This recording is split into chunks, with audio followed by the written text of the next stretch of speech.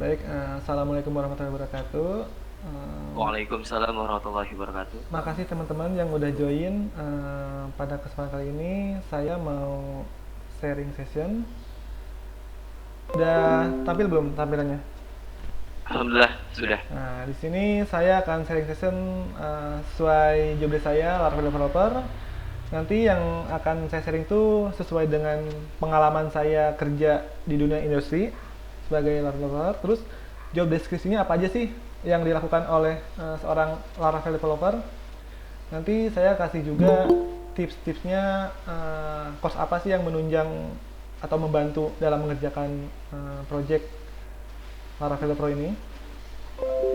Nanti teman-teman bisa nanya atau yang belum tahu tentang developer atau pekerjaannya ngapain aja, kesulitannya, lebih detailnya apa, nanti bisa ditanyain aja ya.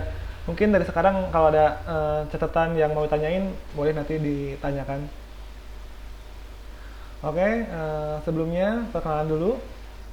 Di sini, bentar ada yang mau join dulu. Eh, Nanti kalau suara saya kecepatan, infoin aja ya, takutnya kecepatan. Siap mas.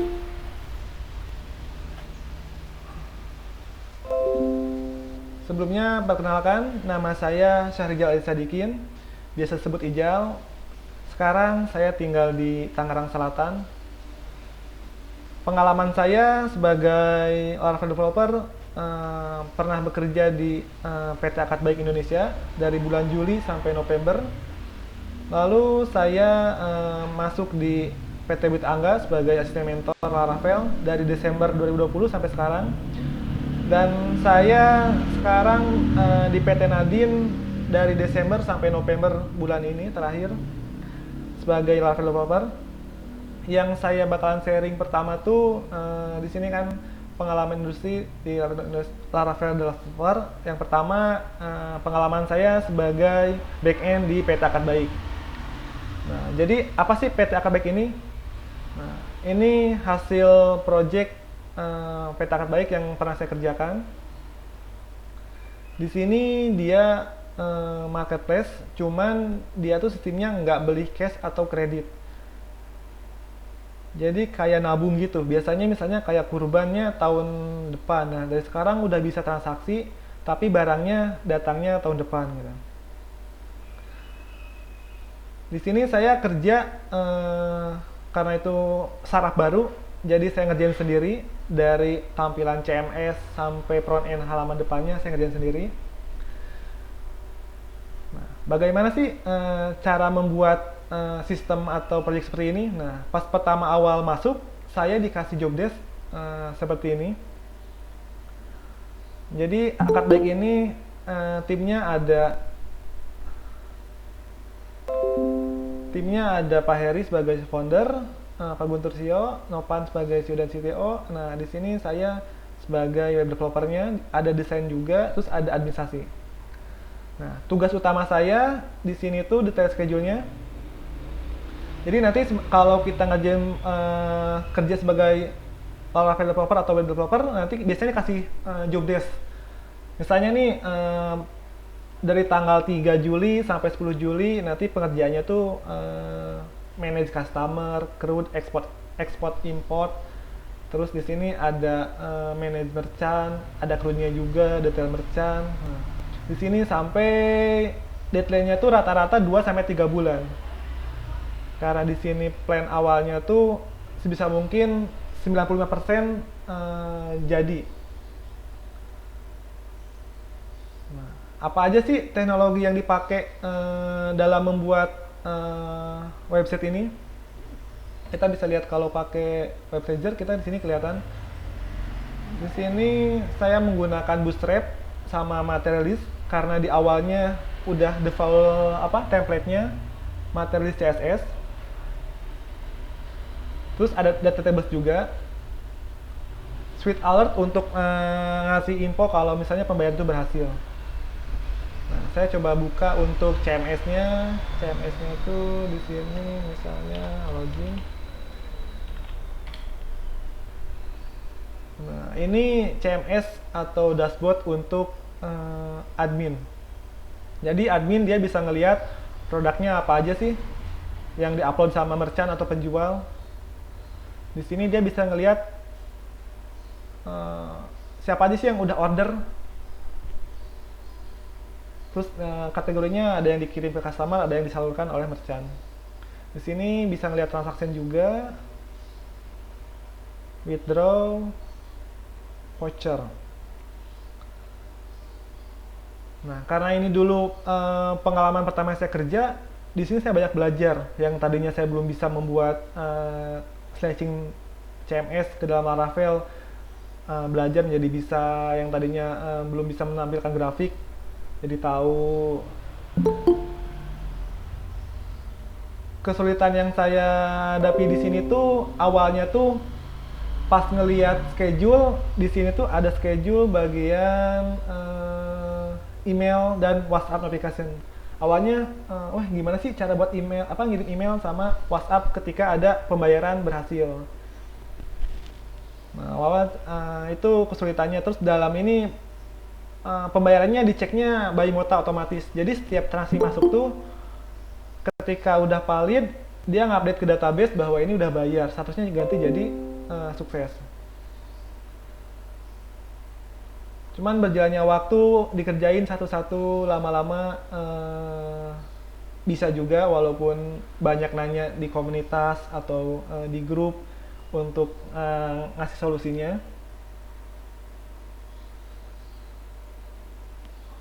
Lalu di sini pun selain integrasi sama Mota tadi notification WhatsApp, dia kerjasama juga sama bank. Jadi untuk setiap transaksi ke penjual, penjual bisa withdraw atau narik saldo. Nah itu nanti otomatis bank secara API kita mengirim request ke bank untuk transfer ke nomor rekening tujuan atau merchant.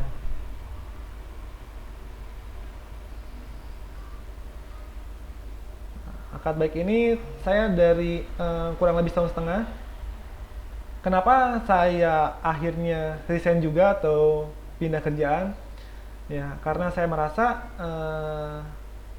semuanya udah jadi gitu, udah tinggal maintain.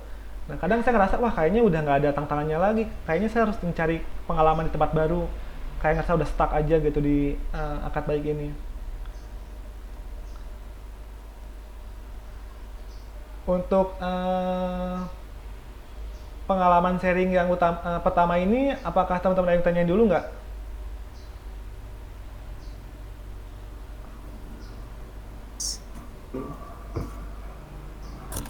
Yang lain dulu boleh tentang akad baik ini, pengalaman pertama kerja saya. Izin aja dong mas. Ya, Halo. silakan. Itu dikasih jangka waktu 2 bulan itu setelah senior atau junior mas? Kenapa Mas? Maaf, suaranya kurang kedengaran. Dikasih waktu 2 bulan itu setelah senior atau junior? Itu karena dulu saya pas awal tuh kan junior, ya dia pas awal tuh udah ngasih plan gitu bahwa ini pekerjaan kamu selama 2 bulan 3 bulan tuh ini udah ada. Kan awal kerja itu kan pasti ada promotion. Nah, kalau kamu bisa ngerjain ini sampai beres 95%, kamu kemungkinan diperpanjang. Tapi kalau tidak ya abis promotion udah nggak diperpanjang. Jadi selama 2 bulan itu mas bikin dari nol itu ya? Iya, betul, betul dari nol. Cuman itu belum termasuk integrasi. Di awal tuh yang penting prosesnya jalan, user bisa register, user bisa beli barang. Itu belum termasuk integrasi. Integrasinya itu kan lebih expert, maksudnya lebih tahapnya panjang. Soalnya integrasi sama bank pun dulu bisa 6 sampai setahun untuk datanya, untuk pengajuan-pengajuannya kayak gitu. Oke, terima kasih mas informasinya.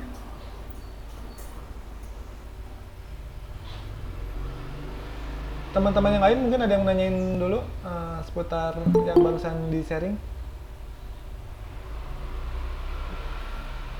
Izin bertanya mas, Iya silakan Mas David. itu apakah itu kan ada plannya tuh tiap hari berbeda tuh. Nah Iya, itu kan tiap hari itu ada review tuh. tadi Ana lihat reviewnya tuh sekitar jam 2 siang. Nah itu apakah kita apa ya, target hari itu tuh harus tercapai sebelum jadwal review itu atau gimana tuh Nah, Mas? yang ini ya. Jadi setelah kita ngerjain ini dalam waktu ini nanti kan review. Nah, nanti dites tuh semua tuh fiturnya tuh dari manage customer, export importnya ini apakah semua udah jalan sesuai harapan. Jadi kalau nanti nggak sesuai, eh, kita dikasih namanya itu revisi. Misalnya nih, oh ini krunya masih error nih, belum jalan, dikasih revisi dulu. Nah, tapi di sini sambil ngerjain yang plan selanjutnya. Jadi semakin banyak revisi, semakin banyak kerjaan juga. Jadi setiap jam 12 tuh kita nge-review semua pekerjaan yang sudah dikerjakan. Yang Oh jadi minggu hari lalu. oh minggu lalunya, Iya. bukan yang pada hari itu Mas? Bukan, bukan. Jadi kan pada itu baru Oh, plannya doang. Baru plan iya belum iya. dikerjakan. Nah, gitu terus. Berarti untuk review misalnya review tanggal 10 itu tuh dia nge-review yang lalu gitu. Dari Yang tanggal untuk yang 3. tanggal 10 ini dia di reviewnya mungkin besok atau lusa gitu Mas. Ya. Jadi seminggu sekali ketika sebenarnya ini reviewnya harusnya di minggu pertama ini sih. Jadi ketika nge-review tanggal 10 tuh dia nge-review dari manage customer sampai manage city. Oh Apakah iya semua iya. fiturnya nggak ada masalah? Nah, nanti kalau ada masalah nanti admin general yang ngasih tuh di note tuh bahwa ini revisi ya, kurangnya ini kasih note kayak gitu. Mungkin kalau mau kasih contohnya yang lain tuh sebentar, saya ada yang Drex contoh.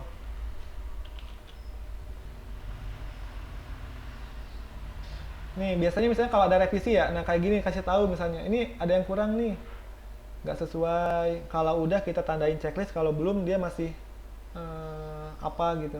Kasih tergantung adminnya mau nandainnya gimana.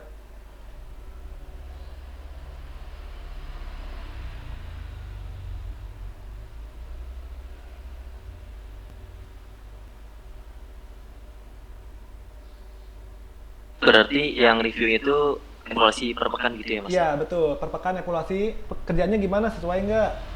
Kalau yang udah sesuai berarti oke, checklist semua, tinggal lanjut ngerjain yang ini. Tapi ya sebenarnya sesuai nggak sesuai ini tetap jalan sih, soalnya pas minggu ke selanjutnya kan di-review lagi pekerjaannya.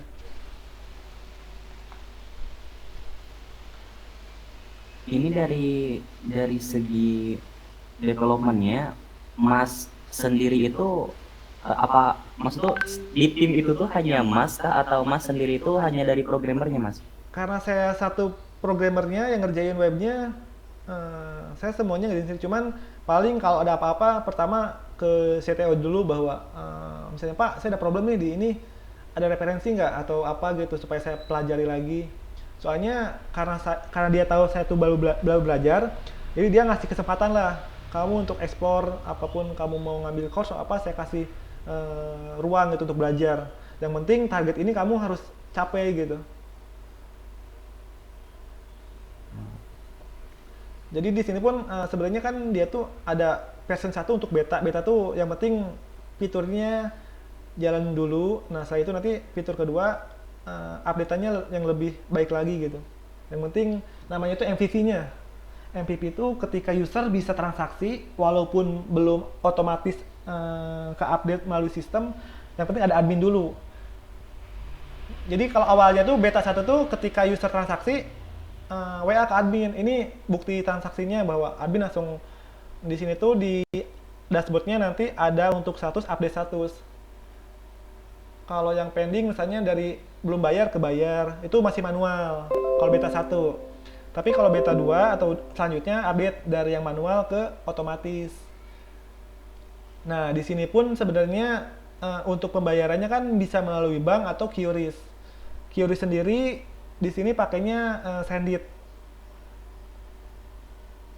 Saya nggak ada contoh untuk transaksi QRIS-nya, coba saya iniin. Coba alurnya tuh kan ini milih nih misalnya kan di sini ada kategorinya, ada merchantnya, ada produknya apa. Misalnya akikah, mau berapa bulan nih ngambil akikah ini. Mau login dulu. Login. Bisa nggak ya? Oh ya bisa. Store awalnya 900.000 bayar. Nah, di sini metode pembayarannya ada BCA, udah otomatis sama bank BCA-nya. Mandiri udah otomatis, BSI belum integrasi. Ini pakai Sendit otomatis pengecekan by Mota. Detailnya kayak seperti ini. Nah, sebenarnya di situ ada pengecekan kalau user yang dipilih ini nggak sesuai dengan kotak penjual, dia belum bisa transaksi. Soalnya si penjual itu terbatas ngirimnya nggak sampai keluar kota, dia cuman area tertentu yang dia kirim.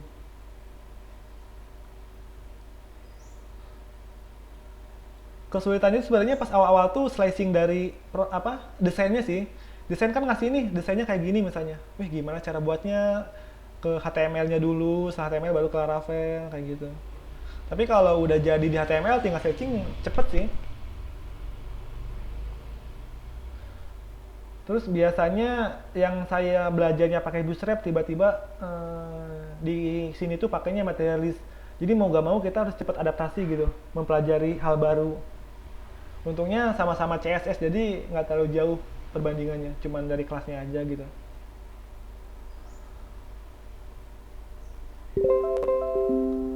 Mungkin yang lain ada yang tanya lagi?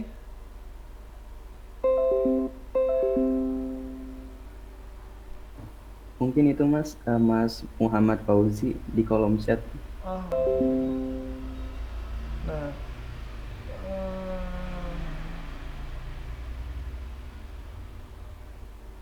waktu tes mau kerja awalnya apa aja Mas, dan foto yang oke buat ditunjukin ke perusahaan apa aja ya, maksudnya biar kita tarik gitu. Nah, sebenarnya pengalaman saya nih ya, jadi perusahaan tuh ada yang menengah ke bawah sama menengah ke atas. Kalau yang menengah ke atas, misalnya ke startup yang udah besar lah, itu biasanya tesnya tuh ya logik, terus lewat HackerRank atau yang benar-benar udah kerja sama mereka tes-tesnya. Tapi kalau yang perusahaan menengah ke bawah, kayak startup baru kayak saya ini, terus dia yang penting satu, kita punya portofolio dulu, terus sesuai dengan role-nya ya. Misalnya kalau dia biasanya dikerjanya kalau nggak koordinator Laravel misalnya. Kalau bisa portofolio itu kita tunjukin udah hosting gitu, disarankan. Jadi HR atau yang nilai itu dia udah bisa lihat apa aja sih yang fitur yang kita buat. Nah, setelah itu nilai plus lagi kalau kita nyantumin GitHub. Jadi siapa tahu dia ngelihat GitHub kita aktif nggak. Justru itu kadang jadi nilai plus gitu. Kalau suka ngoding kan kelihatan tuh GitHub-nya hijau, banyak hijaunya.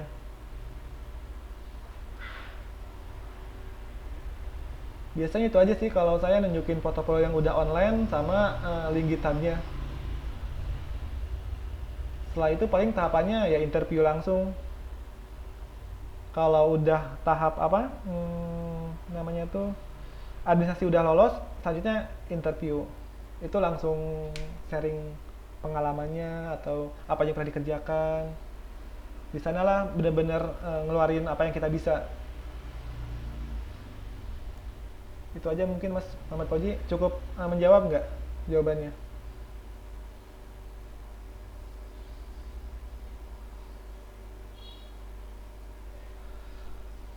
Saya pun dulu pas di sini pun awalnya iseng-iseng sih ngelamar kakak baik tuh. Pertama dia tuh di awalnya ngasih kriteria misalnya minimal pengalaman 2 tahun. Terus ada portofolio, udah pasti nunjukin portofolio. Ya udah, coba aja submit lewat email submit. Terus ada panggilan. Nah, ketika ada panggilan itu dia bisa tanya jawab. Kita nunjukin tuh portofolio kita. Kalau kita udah online kan enak, kita tinggal akses aja. Kita jelasin nih fitur-fitur apa aja yang udah kita buat, terus cara buatnya gimana, ini menggunakan framework apa, pengerjaannya berapa lama, gitu. Nanti ketika dia nilai, oh ini kayaknya cocok nih dengan apa yang mau kita buat, nah di sana bisa nilai plus juga. Kadang pengalaman saya juga, kita dikasih tes misalnya, coba kamu buat absen simple gitu. Alurnya gimana sih kalau absen simple? Terus cara pengerjaannya kira-kira berapa lama. Jadi apalagi kalau dia di bidang software house, jadi pengen tahu nih dia itu kalau mau ngerjain project udah tahu belum sih kira-kira berapa lamanya, manage waktunya gimana, fitur apa aja yang diutamakan. Itu penting juga sih.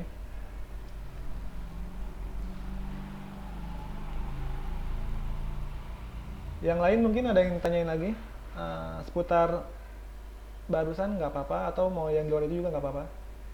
Habis itu nanti kita lanjut ke yang pengalaman selanjutnya di PT Nadine.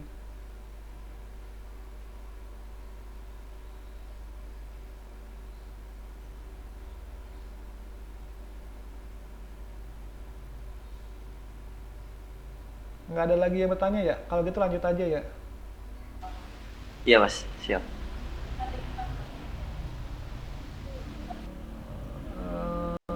Kita lanjut di sini. Nah, oh ya sebelumnya saya di sini aktif juga asisten mentor Rafael. Jadi ketika saya bekerja di Akadbaik ini, saya diajak kerjasama sama mentor saya, Mas Gali, karena saya aktif di chat apa? Chat Telegram kelasnya. Saya diajak kerjasama untuk dipercaya megang kelasnya, jadi ngebantu-bantu kalau ada member yang error, terus kalau ada member yang nanya ini belum paham gimana, saya bisa bantu sebisa saya gitu. Nah dari sana ya udah mas, saya ajak kerjasama megang beberapa kelas di sana. Awalnya tuh di sini tuh saya cuma megang 4 kelas. Nah, coba saya buka dulu. Enggak.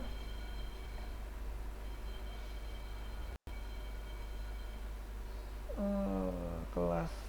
Nah, awalnya saya di sini cuma megang kelas toko online, terus full stack web developer, Laravel View, sama satu lagi apa ya lupa lagi. Nah, setelah itu ternyata Mas Gali bilang oh dia punya 7 kelas, mau nggak megang 7 kelas? Ya udahlah, mau nggak mau saya mempelajari lagi yang 3 kelas yang belum saya pegang kayak Laravel Flutter. Cuman di sini saya megang sebagai Laravelnya aja, nggak megang apa front end-nya atau Flutter-nya. Dari sini saya banyak belajar gimana sih cara menggunakan API-nya, terus gimana kalau ada member yang error di API-nya. Mau nggak mau saya harus bisa sebelum member bisa. Akhirnya saya cobain tuh dalam waktu seminggu, saya uji coba semua fiturnya. Yang lain belajar supaya jalan, saya belajar supaya error, biar ketika nanti ada yang nanya saya udah nyobain errornya gitu. Nah, saya di sini sampai sekarang saya masih aktif di BWA ini, bantu-bantu member untuk mengatasi masalah kalau ada error atau nanya-nanya seputar Laravel.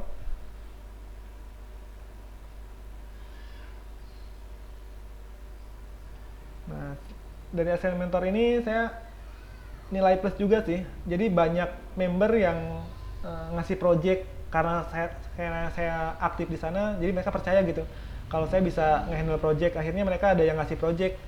Kayak kemarin baru-baru ini saya ngerjain project apartemen member BWA juga. Karena dia kerja di apartemen sebagai support IT, dia nggak bisa langsung kerjain, akhirnya ajak saya untuk kerjain projectnya. Sebenarnya proyeknya sederhana sih, apartemen itu dia cuman penyimpanan barang, keluar masuk barang, cuman ada notifikasi ke yang punya barang. Setiap ada barang masuk, dia ngasih info notifikasinya. Untungnya saya pernah ngerjain proyek itu di Akadbaik, jadi saya udah biasa nih, tinggal kopas aja nih source code-nya atau cara-caranya. Kayak gitu. Untuk ngelamar kerja pun, kalau pengalaman seperti ini saya lebih pede gitu. User pun lebih percaya, oh ya udah pengalaman asisten mentor, jadi lebih cepet nyari kerjaan. Sekarang pun saya misalnya dari sekarang kan resign dari November, saya udah dapat tawaran lagi dari Udah Coding. Dari awal Desember nanti saya join sama Udah Coding. Dari PT BW ini ada yang tanya dulu nggak atau seputar kelasnya atau apa? Mungkin nanya yang mau belajar front end atau mau belajar back end di BWA, nanti bisa langsung lihat-lihat aja ke kelasnya. Kalau yang ada kelas Laravel khususnya Mas Gali, nanti ketemu sama saya di kelas tersebut.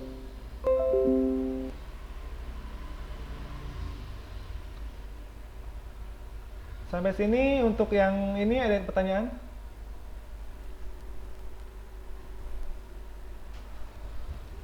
Berarti izin tanya, untuk yang dari BO itu kan berarti di Amas diangkatnya itu secara mendadak gitu ya, karena lebih aktif dibanding yang lain. Seperti itu ya, Mas. Iya betul, karena kebetulan Mas Galih itu kesibukannya banyak juga, akhirnya member nanti nggak ada yang jawabin, akhirnya dia nge-hire saya karena saya aktif di sana untuk ngebantu. Jadi supaya member tuh nggak apa ya nggak bingung, kok nggak ada yang bantuin, dia udah beli kelasnya tapi gimana cara solusinya, kayak belajar sendiri. Kalau gitu buat sama apa bedanya sama belajar di YouTube gitu. Tapi dengan adanya mentor kan supaya mengarahkan, kalau ada yang error atau nggak tahu bisa nanya ke mentornya. Berarti dilihatnya itu dari keaktifan Mas ya. Berarti kita harus aktif di berbagai komunitas agar kita itu semakin dilihat. Seperti itu ya Mas. Ya betul. Saya pun selain di BWA, kadang kayak di sini nih, saya bantu-bantu jawab juga di Laravel Indonesia. Nanti selain kita nambah wawasan, jadi tahu oh ternyata error ini, walaupun kita belum melewatinya, siapa tahu nanti ketika udah ada error kita udah biasa gitu. Syukur-syukur misalnya linknya atau apanya referensinya kita cantumin nih. Siapa tahu nanti kita butuh gitu. Bagusnya sih untuk apa aja yang biasa dilewatin tuh, saya biasanya kasih note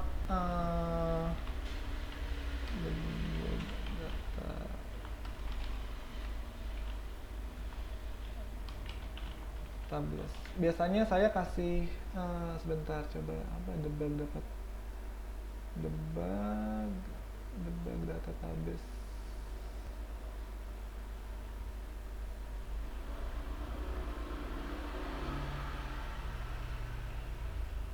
Saya ada linknya.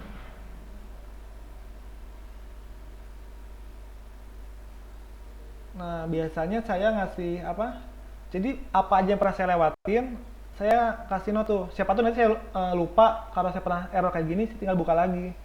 Bahwa ini aja error-errornya. Kalau ada error kayak gini, caranya gimana? Ini sebenarnya buat dokumen saya pribadi sih. Kalau saya lupa, nanti saya tinggal buka lagi. Berarti ketika error itu lebih baiknya itu dibuat pencatatan seperti itu Mas. Dibanding diingat ya. Nah, kalau Seperti dokumentasi ya. iya, jadi kita nanti bisa nge-share tuh atau kita kalau lupa kan kita suka lupa tuh. Kalau nggak di chat kayak gini kita di GitHub juga nggak masalah sih. Di mana aja untuk nge-save error apa yang udah kita lewati gitu.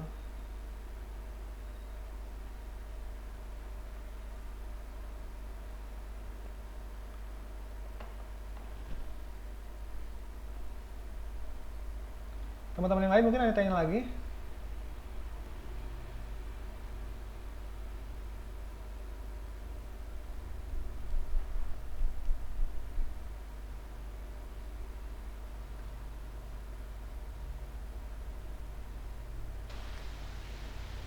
Ayo sebaik aja yang mau nanya teman-teman.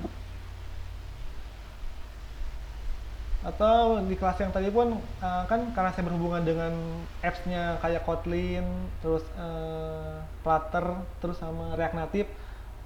Walaupun saya nggak ngoding, tapi saya suka lihat error-errornya apa aja sih yang mereka lewatin errornya. Kebanyakan sih dari apps itu update versi sih. Misalnya nih tutorial tuh masih versi 2, tapi sekarang udah versi 3. Nah kemungkinan kan source code-nya beda. Nah mereka tuh udah kendala, ini kok saya udah sesuai dengan tutorial tapi masih error ya, kenapa? Tentunya karena beda versi. Kendalanya sih kayak gitu rata-rata kalau yang baru join nggak sesuai dengan versi yang digunakan. Karena dari saya perhatiin tuh kayak React Native atau Flutter pun ya sama problemnya dari versi sih.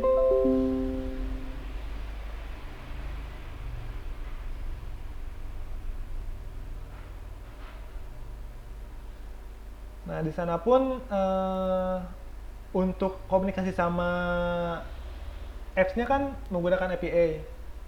Kalau di kelas tersebut menggunakan Laravel-nya tuh Sanctum untuk menggunakan ngasih token ke API supaya bisa mengakses datanya tersebut.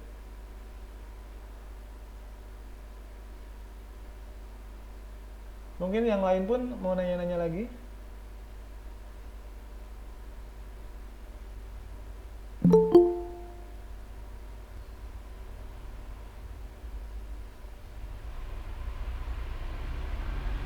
Kalau nggak ada, saya lanjut ke sesi berikutnya ya. Nah, saya Laravel developer di PT Nadine. Nah, di sini tuh dia sebagai konsultan IT. Jadi dia ngerjain project sesuai kebutuhan klien. Kalau yang pertama kan dia bikin aplikasi sendiri, maksudnya untuk internal perusahaan. Nah, kalau ini dia dari project dari luar. Kadang dinamis gitu, kita nggak bisa nentuin kita bisanya apa ya, klien apa. Jadi kayaknya kita pun nggak tahu apa kebutuhannya klien. Nah, di sini project yang pertama saya kerjakan tuh dari Australia. Dia ininya apa? Sebenarnya dia tuh simple sih. Di sana tuh ada perusahaan toko buku. Setiap beli toko buku, nanti dia dapat Unicode. Unicode itu nanti bisa diredem atau ditukar ke sini. Nanti dia dapat hadiah apa gitu. Nah, ini pengalaman saya di PT Nadine. Pertama tuh ngerjain project ini.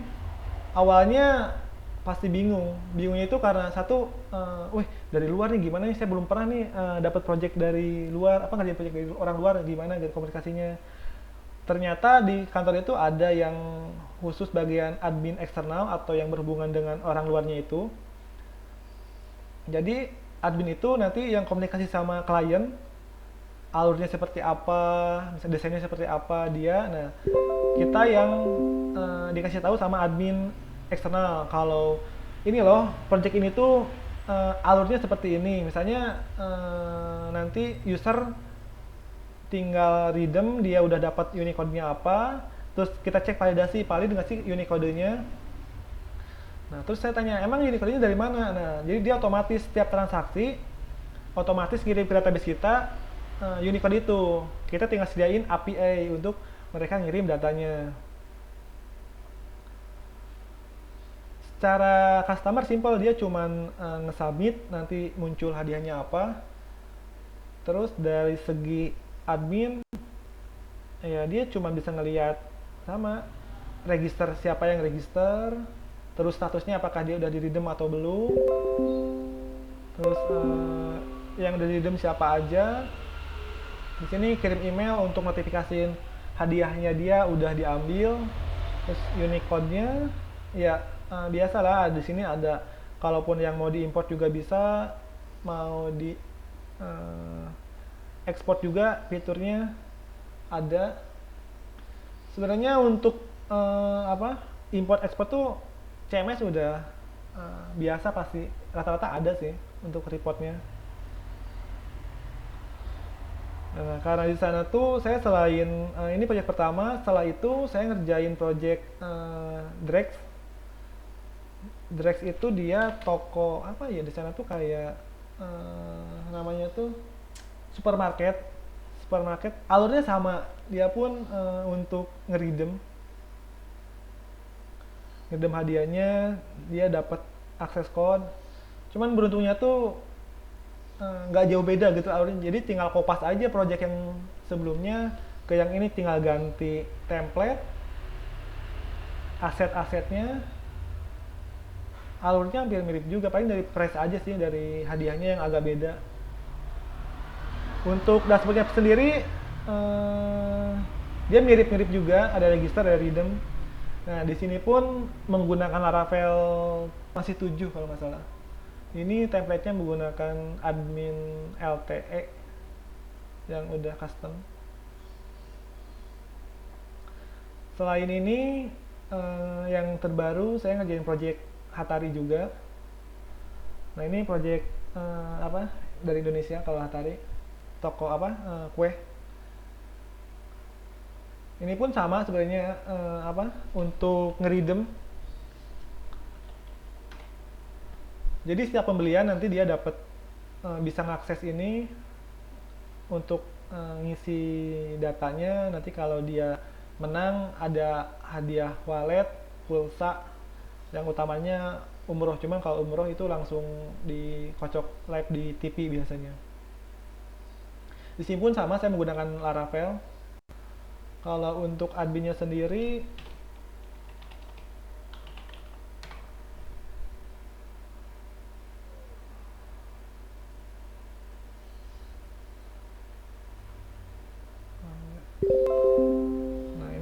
login adminnya. Admin bisa ngelihat berapa total transactionnya, yang redeem berapa. Di sini customer lognya udah nyampe 558.000. Sama ini pun menggunakan Laravel sama admin LTE. Di sininya menggunakan Yajra untuk save persennya. Jadi ngeload banyak tapi di limit per 10 data.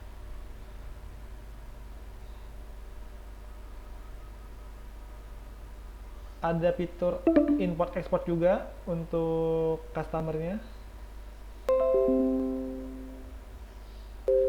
Setiap project yang tadi pun rata-rata pengerjaannya 2-3 bulan. Walaupun kalau yang simpel tadi kan untuk project ini sama yang ini kan hampir sama.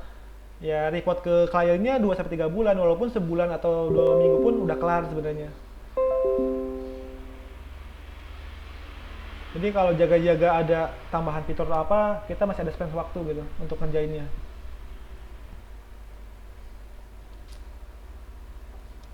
Untuk yang ini ada yang tanyain lagi untuk project atau yang di PT Nadine ini?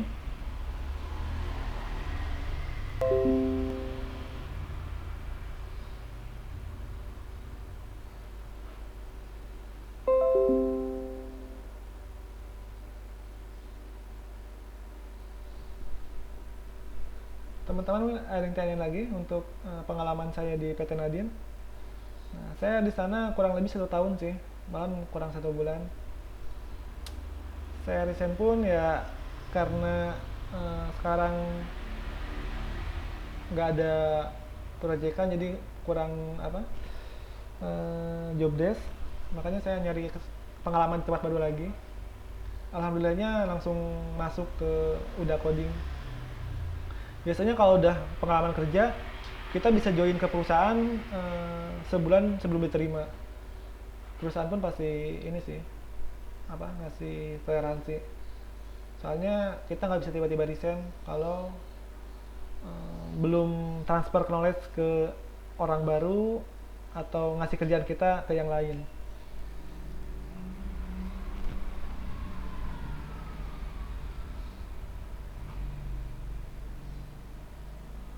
Teman-teman yang lain mungkin ada yang ditanyain?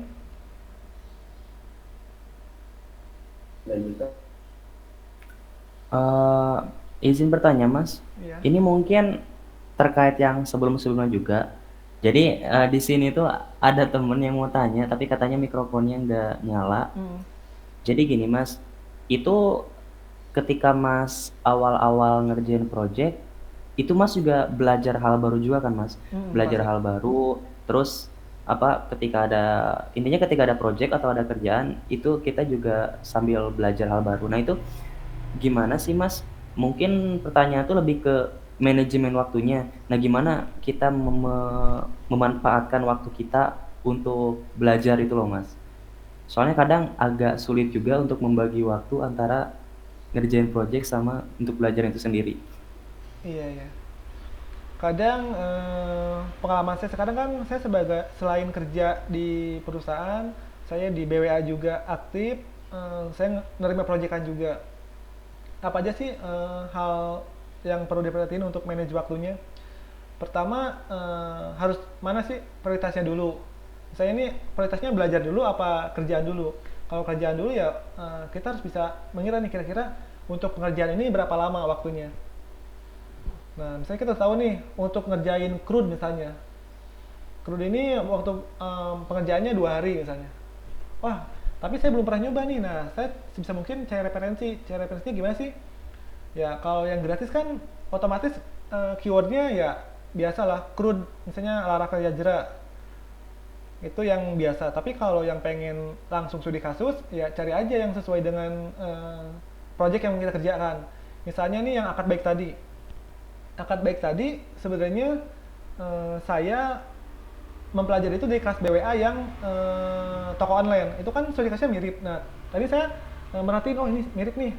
Ada kategori, ada produk, ada user juga. Yaudah saya beli kelasnya, saya waktu kerja kan dari pagi sampai sore. Nah, malamnya saya untuk mendalami materi yang dipelajari itu. Kalau awal-awal harus effortnya emang lebih sih. Waktu kerja kita misalnya cuma 8 jam, kita lebihin 10 jam. Terus untuk belajar berapa jam. Jadi nggak bisa awal-awal tuh nggak mungkin kerja 8 jam aja. Harus ada effort atau yang lebih untuk belajar lagi. Tapi lama-lama terbiasa. Wah, ternyata belajar itu cepat masuknya. Yang tadi ngerjain cuman 2 hari jadi 1 hari, itu nanti by pengalaman sih, lama-lama bisa juga. Nah, sarannya kalau pengen nyari banyak referensi yaitu aktif di komunitas, misalnya di Facebook ada Laravel Indonesia. Mereka suka ngasih apa aja sih problem yang bisa dilewatin, terus tutor mana aja referensinya. Kalau kita benar-benar nggak tahu ya bisa bertanya aja, referensi kalian belajar di mana aja sih, misalnya saya ada studi kasus ini nih, kira-kira ada referensi nggak. Nah, pasti banyak yang ngebantu ngasih linknya atau bantuan apa supaya apa yang kita harapkan tuh bisa dapet.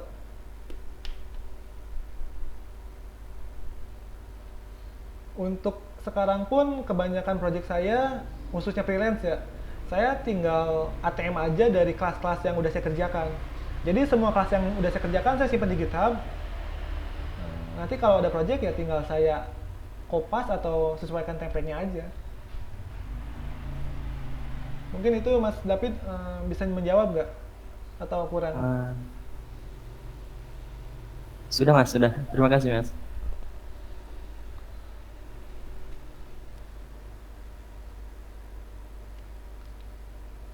Kalau di front end saya sebenarnya untuk belajar ke Vue sih, bisa ngerjain project, cuman di kerjaan belum diimplementasiin gitu.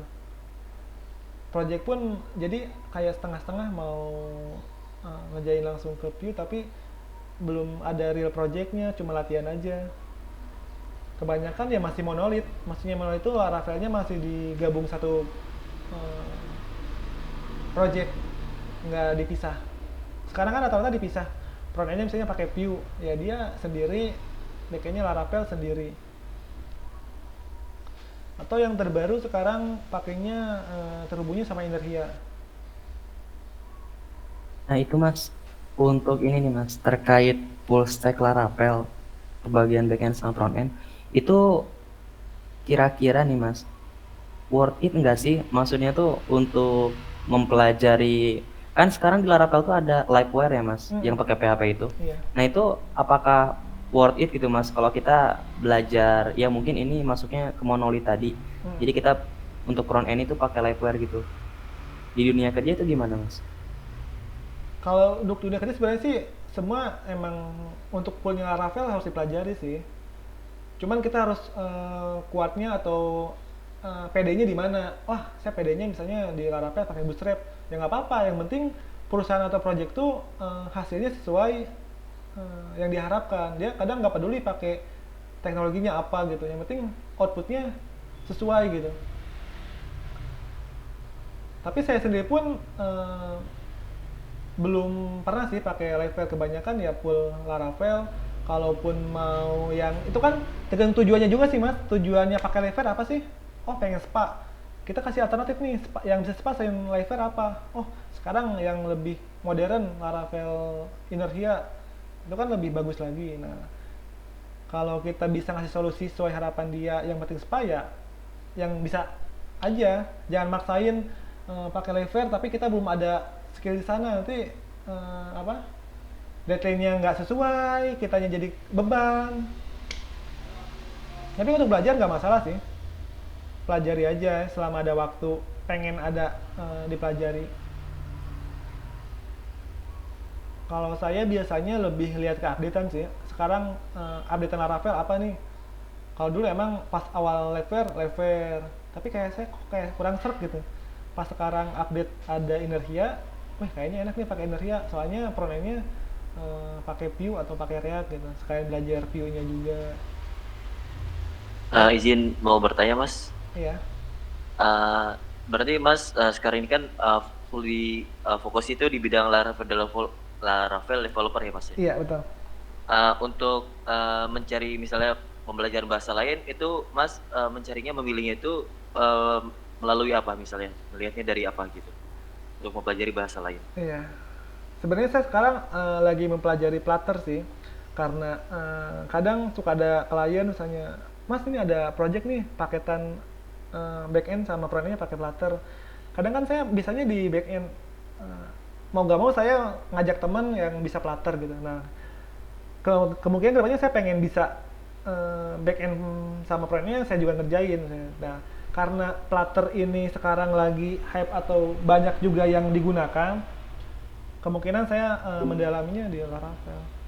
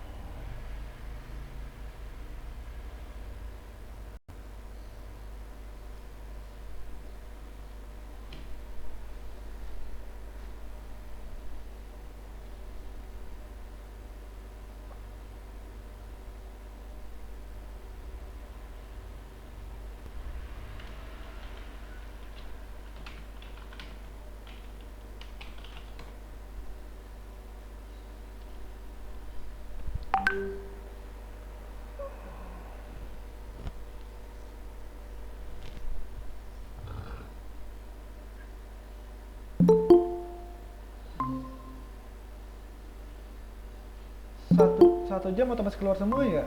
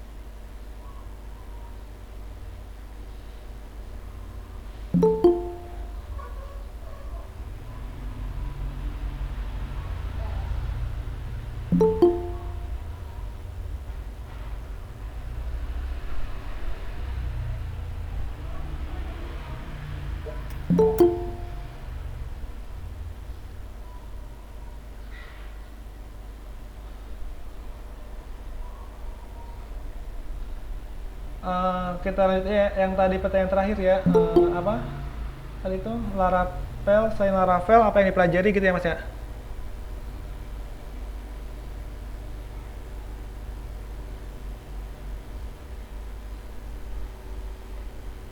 Tadi Mas Yahya bukan yang bertanyanya? Iya mas. Ya, jadi kalau dari saya pribadi biasanya tergantung kebutuhan sih. Misalnya nih saya lihat, wih ternyata banyak juga nih yang project apps-nya pakai Flutter gitu. Terus saya perhatiin di lokal-lokal pun sekarang Flutter developer tuh lagi banyak gitu, lagi dibutuhin. Terus dari penggunanya pun atau dari grupnya aktif juga banyak komunitas yang ngebantu kalau ada problem gitu. Wah akhirnya kayaknya saya start nih, saya cobain tuh apa aja sih yang perlu dipersiapkan untuk mempelajari Flutter itu. Ternyata saya cari-cari referensi, wah harus tahu Dartnya dulu tuh sebelum ke Flutter. Jadi jangan langsung loncat ke Flutter kalau belum tahu Dartnya dulu. Nah, mungkin itu sih kalau yang saya pribadi biasanya dilihat dari satu pasarnya dulu ada nggak kalau untuk mempelajari tersebut. Kedua komunitasnya banyak yang support nggak. Soalnya itu untuk membantu kita banget kalau ada problem, kalau ada kesulitan. komunitas itu bisa membantu. Ketiga ya kita tinggal nyari referensinya, bisa langsung dokumentasinya atau nyari kelas premium yang berbayar. Kalau saya biasanya tim kelas premium lebih diarahkannya langsung studi kasus gitu.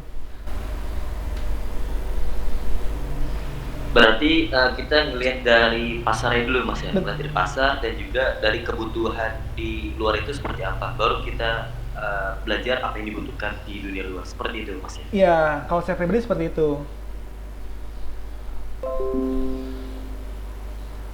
Soalnya kan misalnya ini kita pengen belajar bahasa Ruby, walaupun Ruby itu katanya paling bagus, keren, tapi kalau pasarnya di kita nggak ada proyekan juga, sayang juga kita udah ngabisin waktu belajar, tapi nggak diimplementasiin di perusahaan atau di kerjaan atau di project gitu. Makanya supaya belajarnya cepat juga langsung ke project atau studi kasus gitu. Oke, terima kasih mas. Insya Allah. Sama-sama. Oke, ada yang ingin bertanya lagi teman-teman? Iya.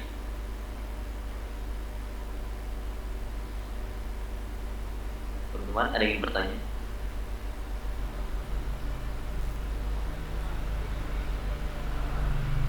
Nah, kalau mungkin teman-teman yang lain masih malu mungkin kalau mau bertanya, mungkin bisa di via chat juga kalau masih ini.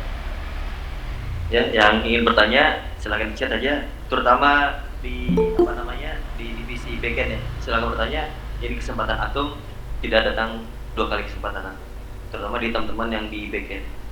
Silakan. Iya, untuk atau seputar API atau apa yang berhubungan dengan backend. Backend itu kan nanti berhubungannya dengan apps ya, otomatis ngasih API. Atau kalau di timnya full, di timnya komplit, ada DevOps-nya, dia harus komunikasi sama DevOps-nya, masalah database.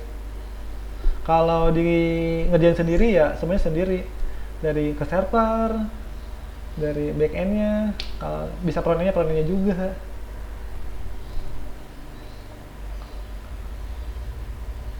Kalau nggak ada yang tanya lagi, mungkin saya share. Bentar.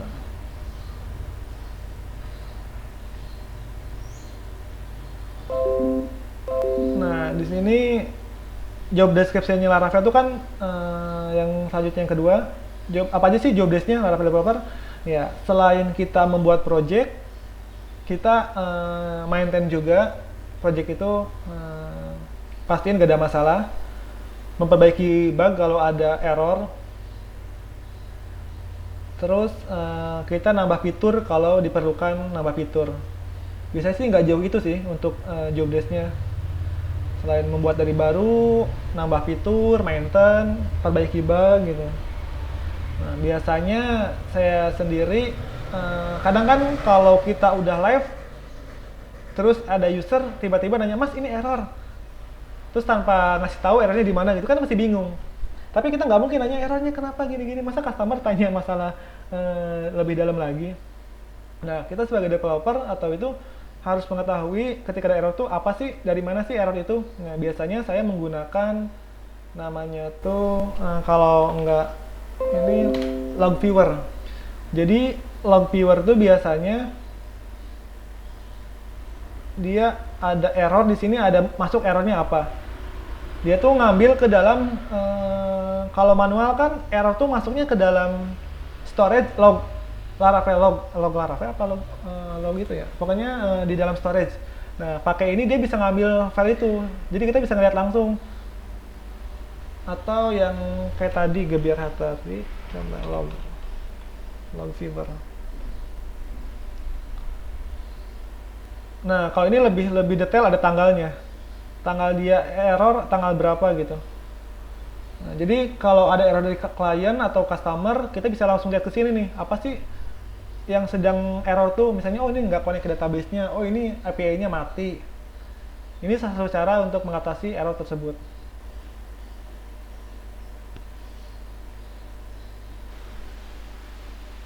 Oke, Mas izin bertanya lagi. Ya, silakan Mas. Berarti Mas sekarang kerjanya itu full remote ya Mas, begitu ya? Kalau yang Nadine saya masih onsite sih di Jakarta Selatan. Oh. Kalau yang remote Kalau masnya pernah kalau kerja remote ya? Kalau remote full di kantor sebenarnya belum pernah sih. Paling ya freelance yang BWA ini, BWA by chat aja kerjanya.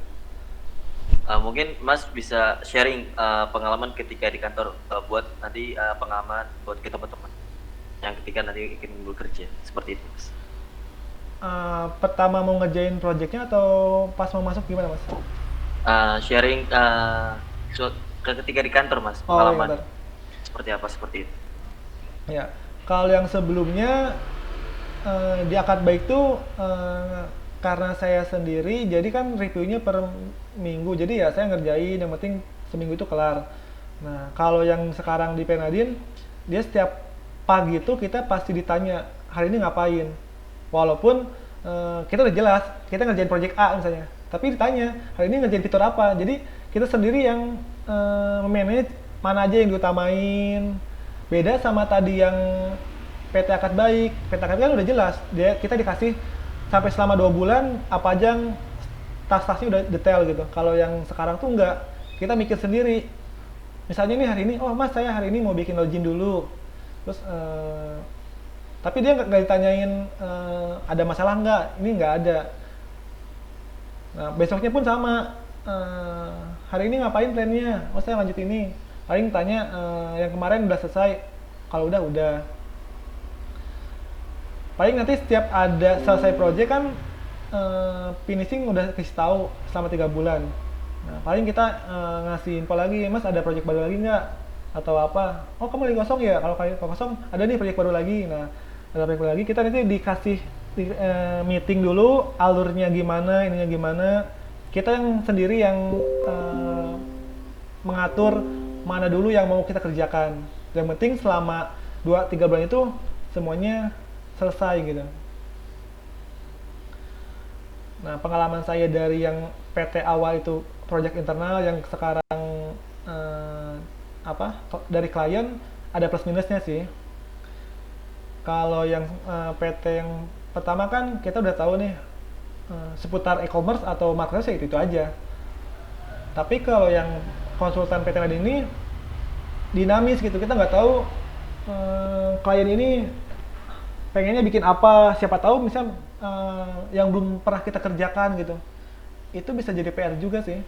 Gimana caranya kita harus cepat adaptasi dengan fitur yang belum pernah kita kerjakan, apalagi sekarang teknologi cepat banget update-nya gitu.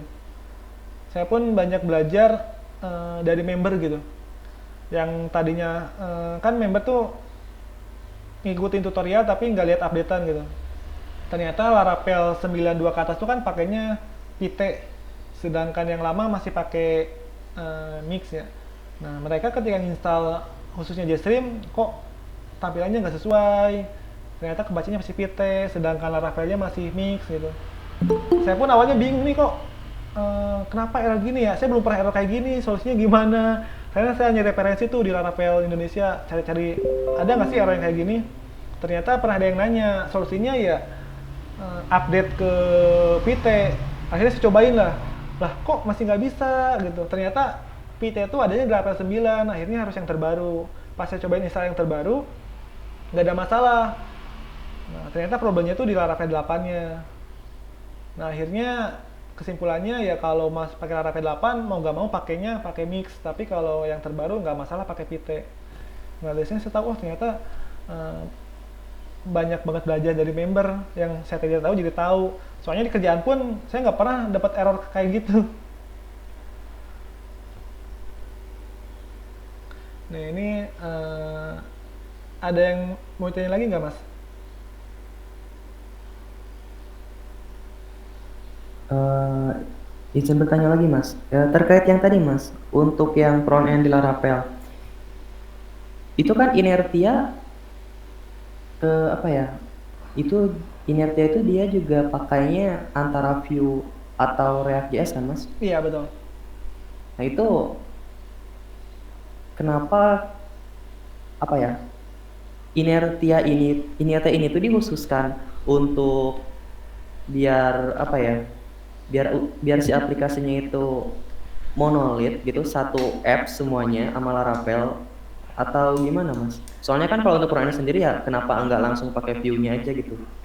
atau pakai React-nya aja langsung gitu? Ya, jadi kan sebenarnya untuk pembuatan project Laravel View atau Laravel itu kan bisa digabung dalam satu project, bisa dipisah.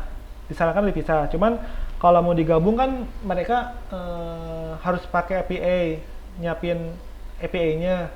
Jadi si View atau React-nya tuh dia install lagi Axios untuk ngehit ke dalam API-nya. Nah, dengan adanya Ineria ini, dia penghubung. Jadi nanti ngerendernya tuh langsung ke Inerianya, nggak return view. Jadi kita nggak usah kerja dua kali bikin API bikin, terus ini dibikin. Nah dengan adanya Ineria, kita cukup sekali bikin view, tapi udah connect ke database-nya. Untuk memudahkan aja sih sebenarnya. Iya mas. Itu mas mungkin di kolom chat ada yang bertanya mas. Nah ini ada yang bertanya, ketika belajar Flutter, Laravel terganggu nggak? Sebenarnya kalau kita udah pede sama Laravelnya, udah paham cara ngerjain misalnya projectnya segala macamnya, sebenarnya nggak ada keganggu sih. Kita malah lebih enak, lebih penasaran gimana sih yang di Flutter yang belum tahu kita cari tahu, jadi ada rasa penasaran sendiri. Ketika udah tahu jadi ada kebanggaan sendiri. Tapi kalau Laravelnya masih setengah-setengah, disarankan fokusin dulu ke Laravelnya. Jangan sampai Laravelnya pun masih nanggung, udah pindah ke Flutter nanggung. Nanti ketika ngelamar kerja, disangkanya dua-duanya bisa, padahal nanggung dua-duanya. Makanya kalau mau belajar hal baru itu dipastiin dulu yang pertamanya udah istilahnya udah pede dulu, udah bisa sampai ngerjain project segala macam. Nah baru bisa nyoba yang lain. Oh, berarti kategori itu sampai bisa menghasilkan dulu seperti itu Mas ya, baru Iya, belajar yang lain. betul. Jangan setengah-setengah. Soalnya sekarang tuh karena update teknologi juga ya, maksudnya saya pun sebelumnya kayak gitu. Ih ada Go nih, cobain Go. Terus ada yang baru lagi nih, misalnya pakai Nux atau apa, ke Nux. Tapi ya setengah-setengah jadinya nanggung gitu. Terus nggak ada project yang dihasilkan juga. Makanya sebisa mungkin fokusin dulu sama satu. Ketika udah dapat project atau ngerjain project udah pede, kalau ada project apapun udah bisa, baru nyoba yang lain gitu. Itu biasanya disebutnya apa sih yang suka ngikutin perkembangan tuh, tapi setengah-setengah jadinya. Booming ya Mas ya. Nah iya, biasanya dia booming aja. Harusnya pede konsisten sama yang dia pelajari dulu. Soalnya tahu apa, kalau lihat yang lain-lain, katanya sekarang updatean yang terbaru apa gitu, nyobain tapi nggak konsisten. Kalau mau nyobain ya konsisten sampai full gitu, jangan setengah-setengah nanti pindah lagi. Ini aja Laravel belum tahu ada fitur ini, balik lagi. Jadi nanti bingung juga sih. Jadinya nanti ngabisin waktu gitu Mas ya. Ya bener, ngabisin waktu di jalan tapi setengah-setengah jadinya. Jadi ketika mempelajari suatu hal baru, jangan lupa juga untuk mengulang hal-hal yang telah dipelajari. Iya Seperti itu betul. Mas ya. Sekarang saya misalnya nih ketika udah belajar, misalnya nih login via Google ya, saya kan terus sekarang saya coba tulis di sini.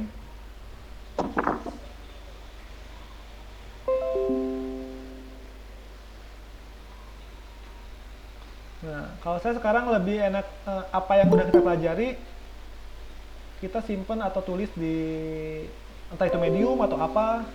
Misalnya nih di sini saya awal dulu belajar Yajra, saya sekalian sharing, saya tulis. Kalau saya nanti lupa, buka lagi ke sini. Kayak mengirim email, saya cari tahu gimana. Udah bisa tulis di sini contoh-contohnya, konfigurasinya. So, saat kita lupa, kita tinggal buka lagi yang udah kita pelajari.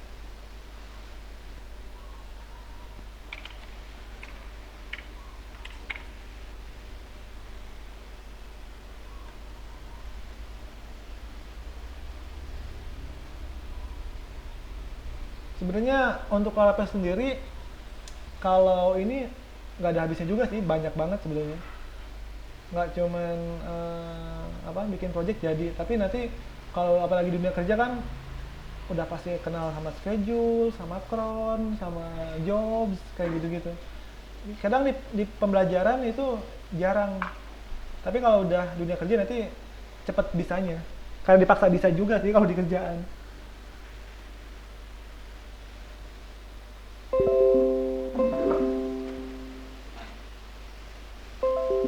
Mungkin teman-teman yang lain ada yang tanya lagi. Ini dari chat ada yang nanya, izin bertanya mas, waktu awal junior programmer teknologi apa yang baru diketahui dan belum pernah ditemukan waktu belajar backend dan ternyata penting buat perusahaan?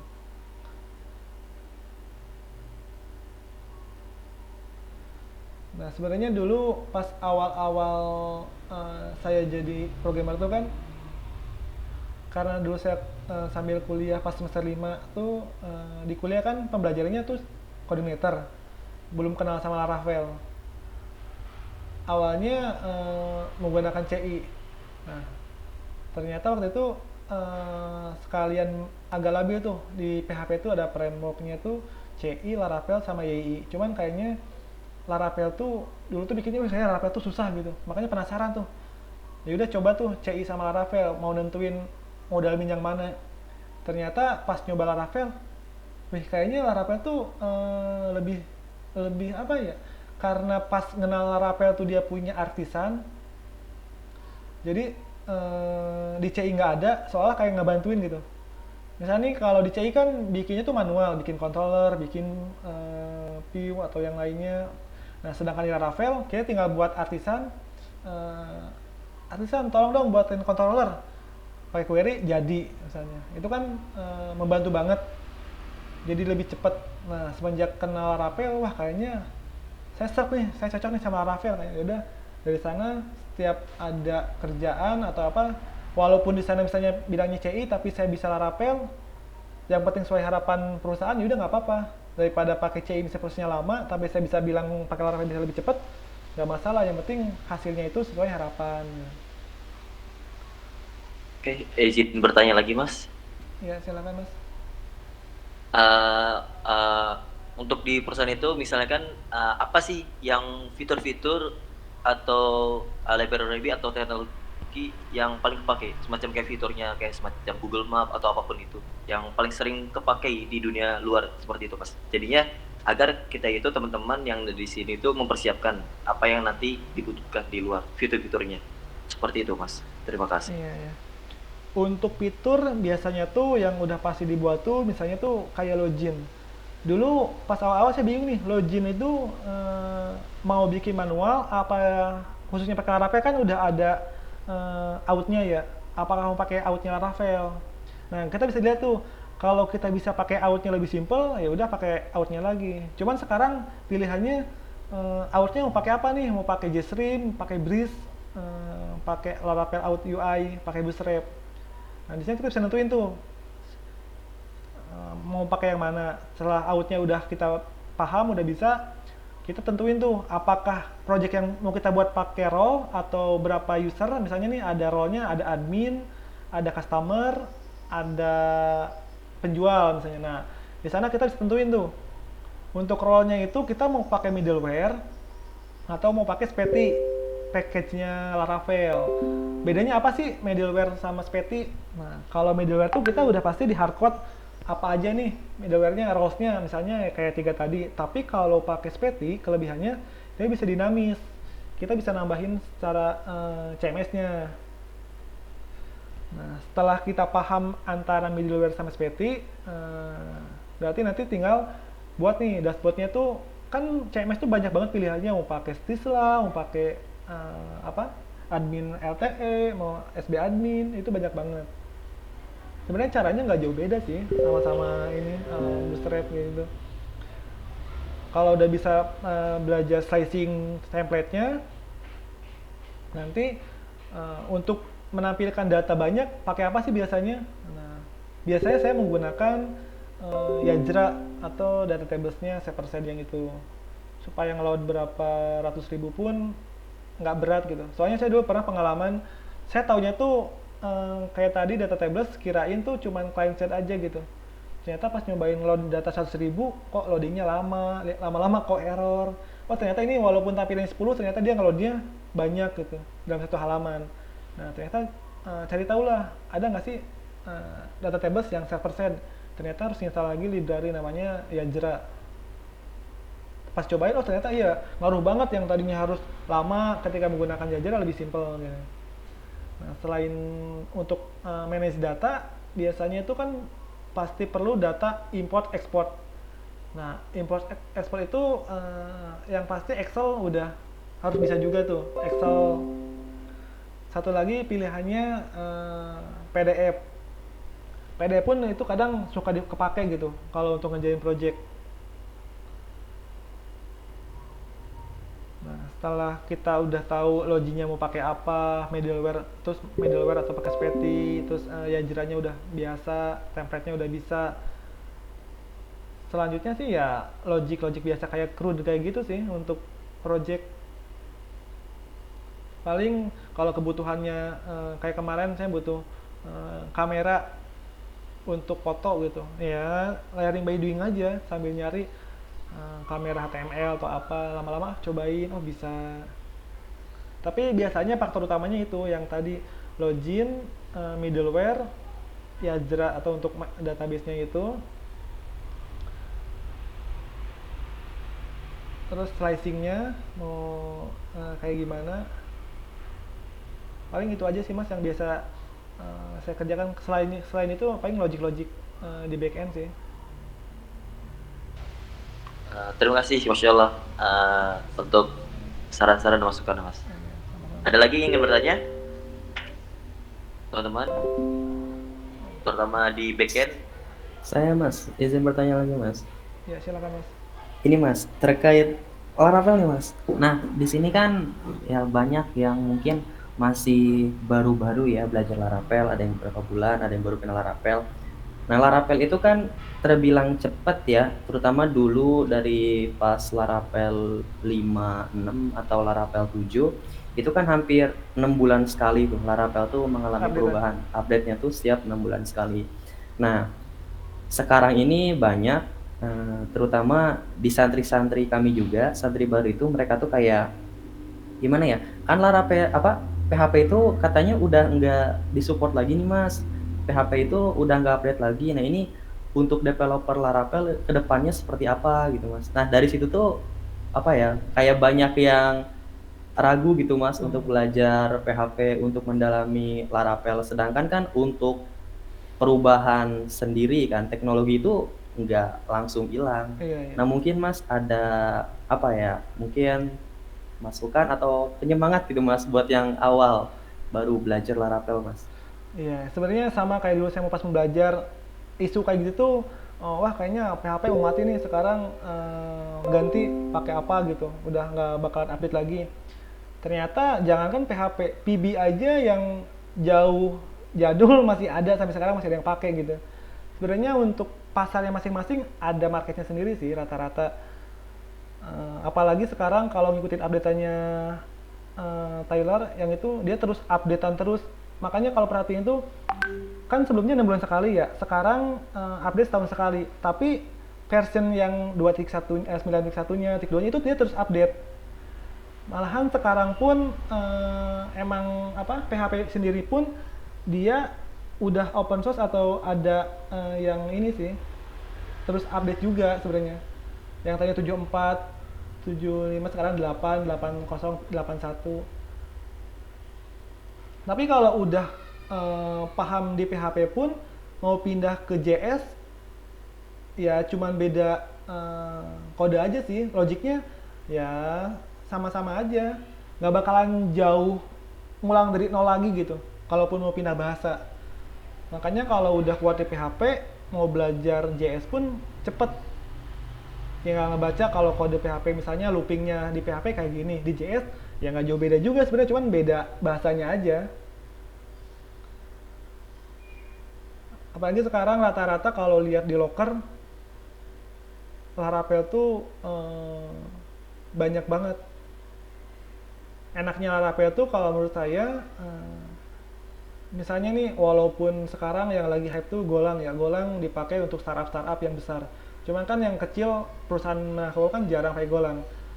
Terus dari segi project jarang yang langsung pakai Golang. Kebanyakan Arab itu bisa masuk ke project gede bisa, project kecil bisa. Untuk API pun dia disupport. Makanya Arab itu udah full stack, bener-bener enak sebenarnya. Terus banyak yang support library-nya. Kebanyakan misalnya nih ada kayak sebelumnya kan CI sama Laravel kan kenapa Laravel lebih unggul karena dia banyak yang support dari library-nya yang memudahkan, terus tutorialnya banyak, komunitasnya aktif juga. Kalau yang baru-baru belajar tinggalnya di komunitas nanti banyak yang bantu juga. Selama banyak yang support sih harusnya nggak ada masalah sih.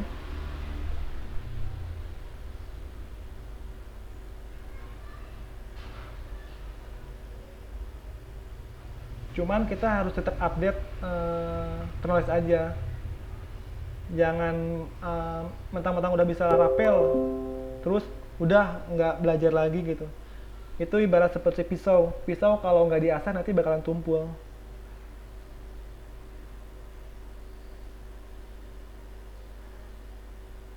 Paling gitu aja sih mas kalau dari saya. Iya Mas, terima kasih. Paling saya kasih ini juga sih. Saya dulu pernah tanya sama atasan saya, kamu mau sampai umur berapa ngoding?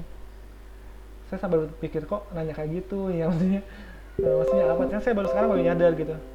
Kita harus punya target di umur berapa kita harus berhenti, terus kita harus jangan ngoding terus, entah itu jadi PM atau jadi usaha atau jadi bos atau apa gitu. Ya sebisa mungkin kita jangan cuma belajar ngoding aja gitu, tapi pelajari juga model bisnisnya,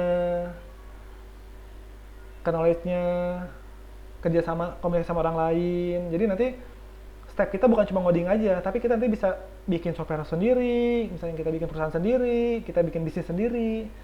Harapannya sih ke sana sih. Jadi jangan mau seumur hidup cuma ngoding aja gitu sebenarnya. Motivasinya itu sih kalau saya. Kedepannya punya target juga di umur berapa harus bisa udah berhenti ngoding, terus usaha apa gitu.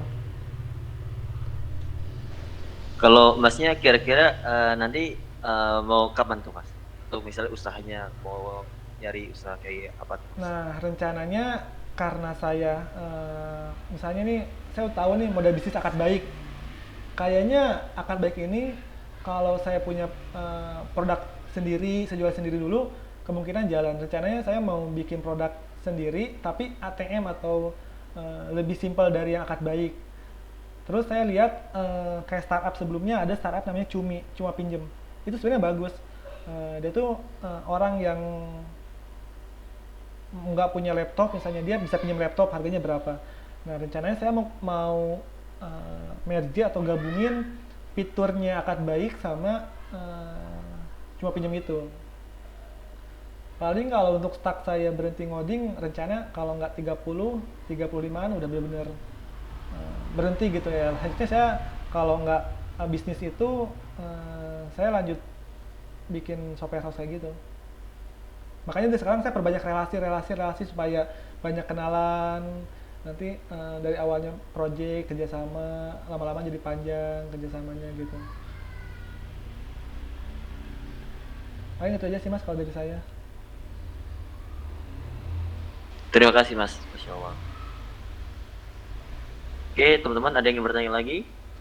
Teman-teman programmer? Ya, ini kayaknya masih malu-malu teman-teman yang lain.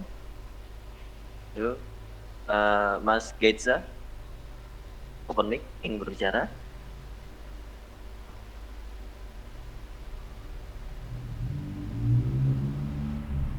Atau mau nanya seputar freelance juga nggak masalah sih. Nggak, saya pun kan kadang freelance juga, walaupun belum benar-benar expert gitu. Ngelangin waktunya, ada waktu saya ngerjain proyekan di luar kerjaan maksudnya. Kalau freelance itu ya seperti apa mas? Kalau di mas? Nah, jadi kan awalnya dulu saya freelance tuh nggak apa deh, yang penting punya pengalaman gimana berhubungan langsung dengan klien gitu. Harga berapapun saya ambil, toh saya belajar. Awalnya nggak mikirin uang, yang penting saya dapat ilmunya. Dulu proyek pertama saya tuh skripsi bikin absensi atau apa gitu. Nah dia tuh dulu awalnya tuh murah banget, cuma sekitar 400-500 ribu.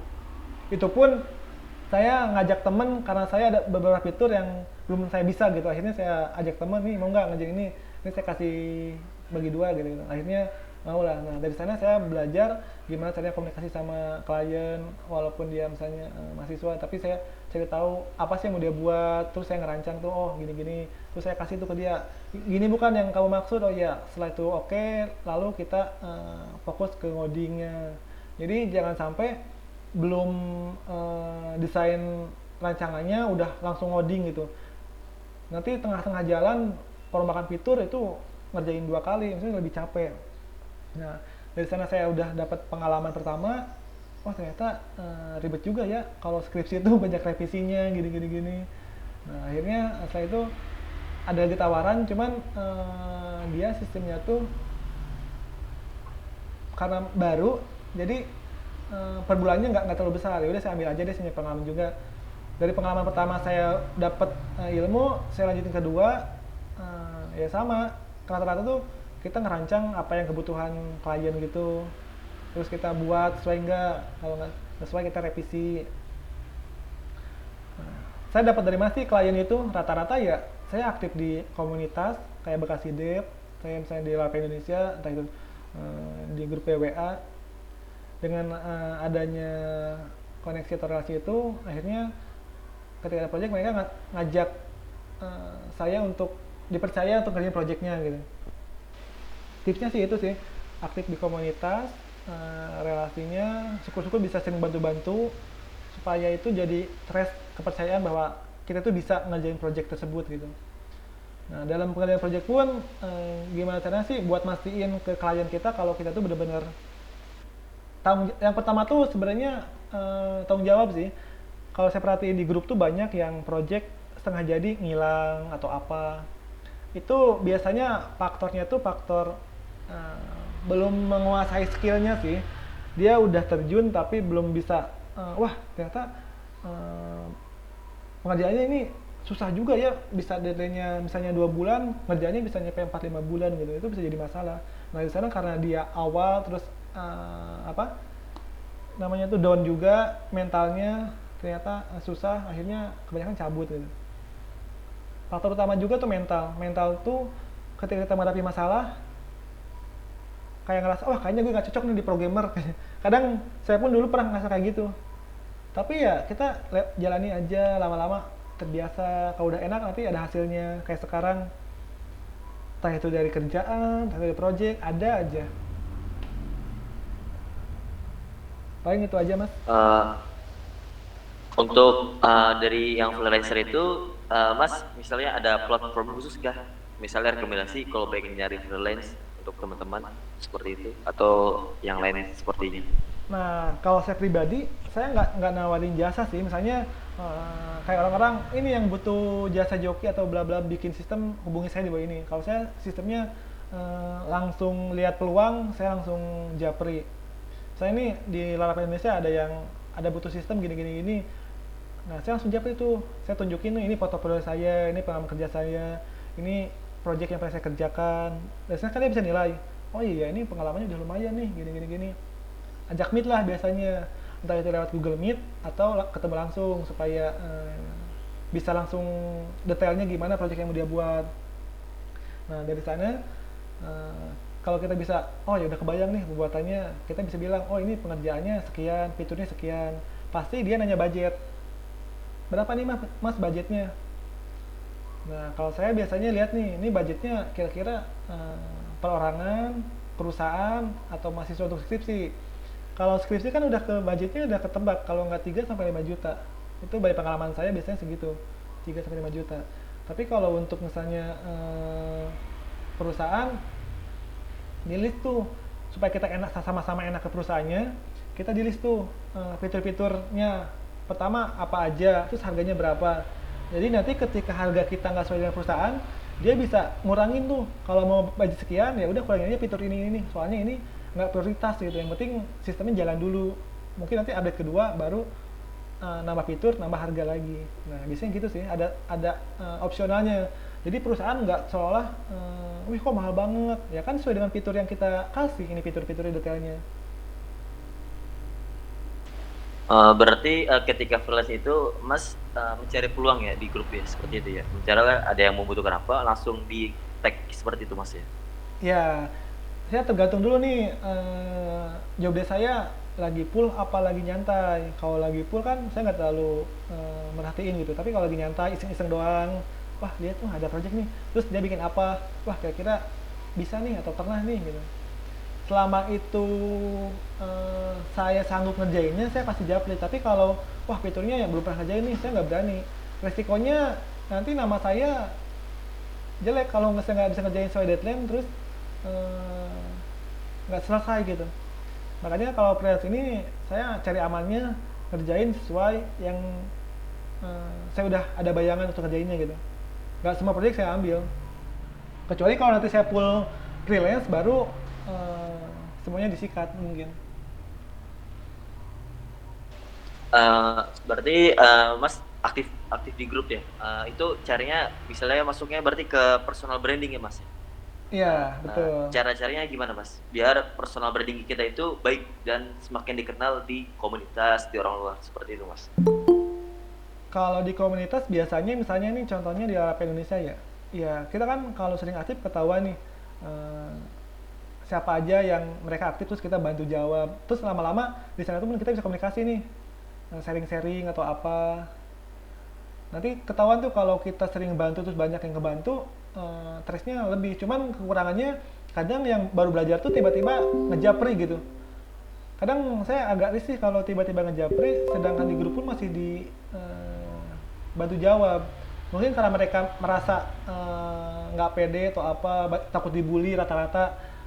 Kalau di grup tuh padahal nggak masalah sih, justru adanya grup tuh untuk nanya-nanya problem atau apa gitu. Nah, karena udah terbiasa jawab-jawab di komunitas atau grup, itu terbangun sendiri sih. Apalagi di yang di BWA itu, rata-rata udah saling, seolah walaupun chat lewat chat doang, tapi kayak udah kenal aja, udah saling percaya. Kada adanya komunikasi. Oke. Terima kasih Mas, Masya Allah. Ya, sama-sama Mas. Oke teman-teman, yang lain ada yang ingin bertanya seputar pengalaman di dunia kerja untuk teman-teman?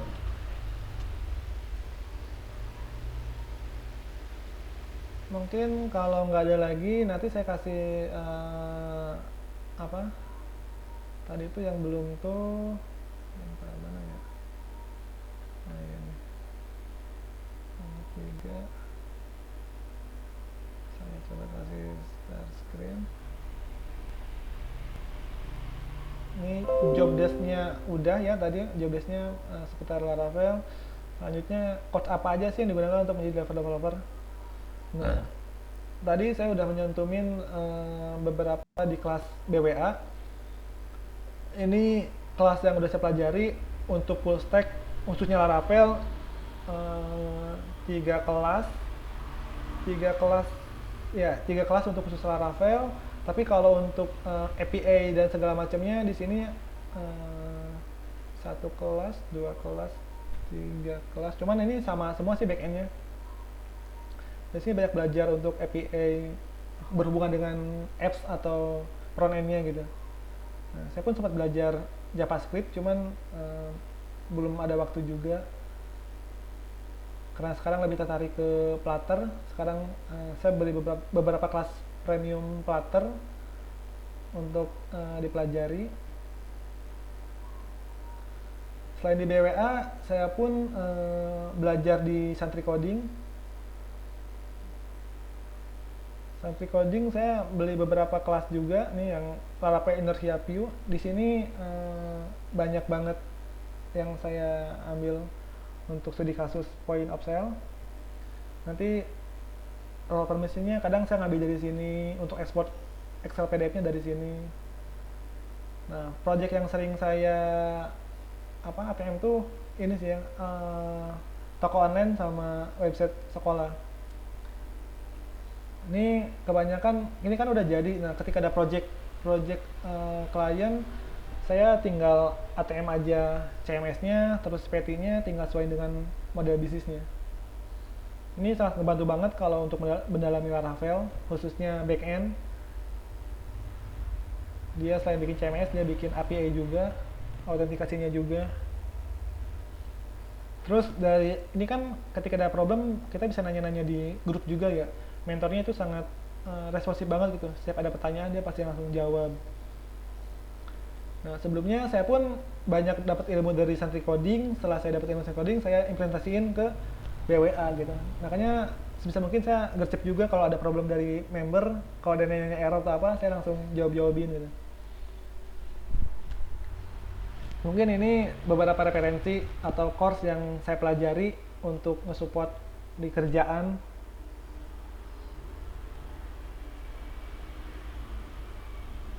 Mungkin itu aja untuk course-nya. Dari sini ada yang tanya dulu?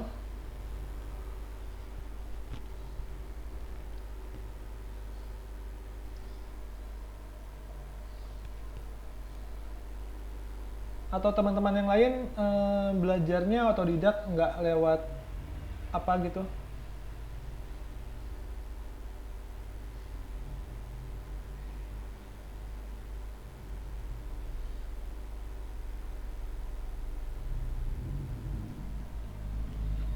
Ada lagi yang lain mau tanyain?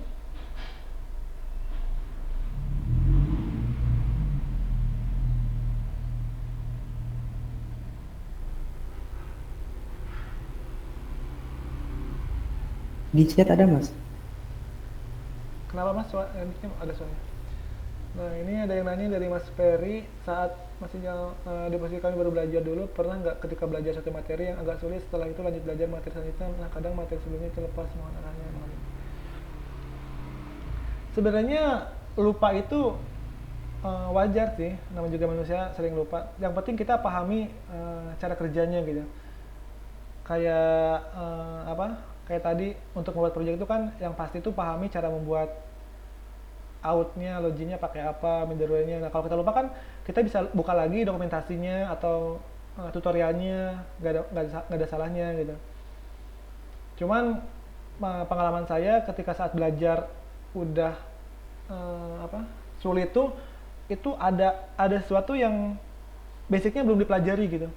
Misalnya kayak saya belajar langsung Flutter, kok Flutter sulit ya, ternyata saya belum belajar Dart-nya gitu. Makanya harus ulang lagi ke materi yang lebih bawahnya lagi. Nah kalau udah bawahnya udah bisa, udah paham, ke tahap selanjutnya pun cepat belajarnya gitu. Untuk mengatasi lupa, caranya sih didokumentasiin sih, entah itu di GitHub atau di dokumen pribadi kayak doc kayak gitu, yang sering-sering error apa dicantumin. Itu aja Mas Ferry, semoga bisa menjawab.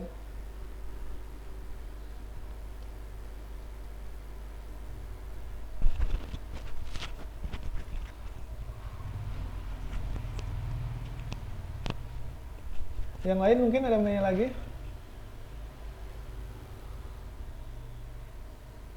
Mungkin tipsnya untuk yang baru-baru belajar, nanti kan goalsnya pasti mendapat kerjaan atau project ya. Dari sekarang dipersiapin aja untuk GitHub-nya nanti aktif, terus belajar nge-hosting juga. Awal-awal pasti hosting yang lebih mudah daripada VPS. Bisa mungkin project atau portofolio kita tuh udah diupload ke sana. Jadi nanti kalau di dunia kerja udah pernah hosting tuh lebih cepat adaptasinya. Beda sama kalau yang masih di lokal. Nanti agak lama untuk mempelajarinya. Apalagi sekarang rata-rata perusahaan menengah ke bawah tuh udah full stack. Maksudnya dari kita ngebuat sampai kita deploy ke server pun kita sendiri rata-rata.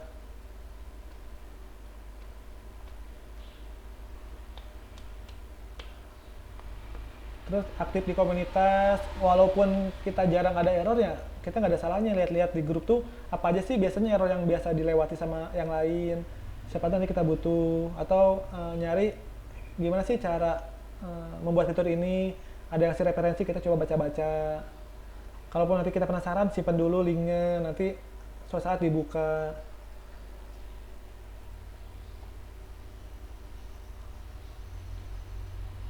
Soalnya kalau pengalaman saya dulu, kalau kita belajar sendiri ngerasa stuck, ya kayak udah buntu. Tapi beda kalau ada komunitas atau belajar, soalnya masalah kita tuh bisa diatasi bareng-bareng. Mungkin itu aja, yang lain mungkin ada yang tanya lagi.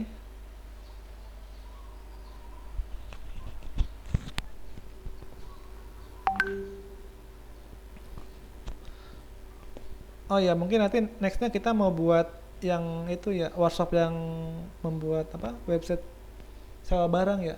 Berarti dari sini kira-kira berapa orang yang akan mengikuti materinya?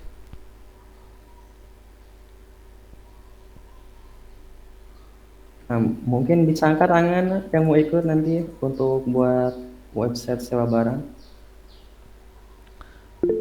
Iya, Teman-teman bisa resign. dari sana mungkin nanti kita akan belajar autentikasi atau outnya, terus middleware-nya belajar untuk hak aksesnya, slicing CMS-nya juga kita menggunakan admin Stisla dari untuk database-nya atau koneksi supaya lebih cepat pakai Yajra server side-nya.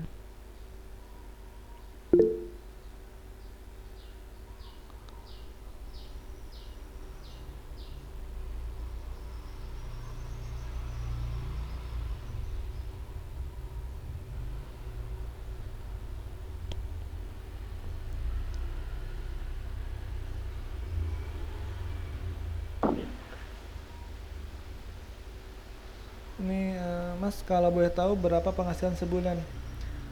Kalau saya sekarang untuk kerja di perusahaan, ini takutnya disebutin sombong lagi. Tapi cukup lah, lumayan. Selain dari gaji perusahaan, saya dibayar dari BWA itu per kelas. Saya megang 8 kelas. Selain itu ya ada aja proyekan sampingan. Cukup lah pokoknya untuk makan sebulan cukup. Cukup.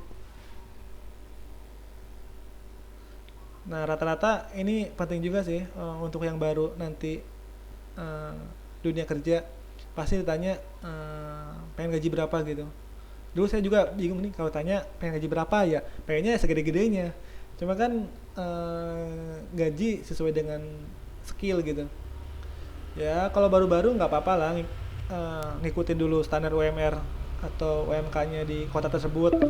Kalau di Jakarta, misal saya dulu awal-awal ya udah nggak apa-apa deh di 5. Tapi kalau udah promotion itu bisa negosiasi lagi, tergantung kinerja kita apakah bagus sesuai harapan perusahaan atau enggak. Kalau bagus ya bisa naik 10% atau 20%.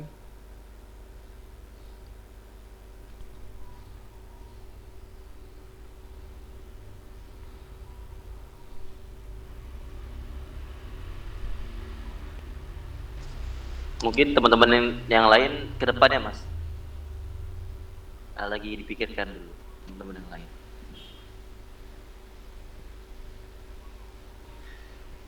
Berarti ini yang nanti mau ikut 6 orang ya, yang untuk belajar backend ya.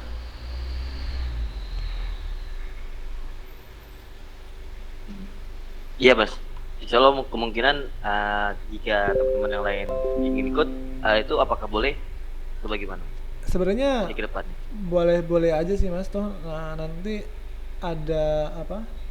Rekamannya juga kalau untuk ini. Kalau mau belajar juga nggak masalah sih. Jadi tahu juga cara kerjanya backend itu gimana sih walaupun dia seorang front end ya. Tapi untuk wawasan itu kan gak ada salahnya untuk mengetahui oh ternyata backend itu kayak gini gini gini.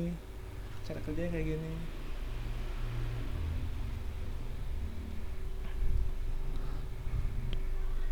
Mungkin nanti dikabarin lagi Mas di grup kalau ada tambahan.